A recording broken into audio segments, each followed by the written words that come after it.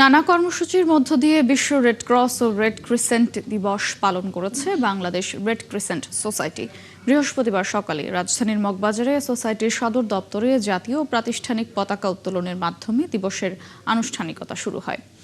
অনুষ্ঠানের উদ্বোধন করেন বাংলাদেশ রেড ক্রিসেন্ট সোসাইটির মহাসচিব ডক্টর কবির এম আশরাফ আলম।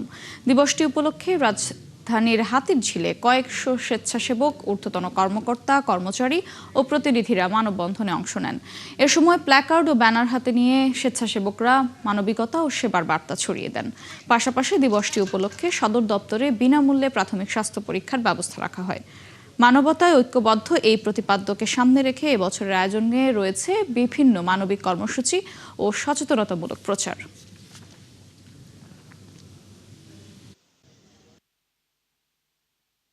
নিপীড়িত মানুষের পক্ষে রেড ক্রিসেন্ট কাজ করে, রেড ক্রস কাজ করে, সেজন্য এটা সারা বিশ্বেই পালিত হয়। Everywhere in the world, you will find the Red Cross and Red Crescent volunteers responding to emergencies, regardless of what the emergency is.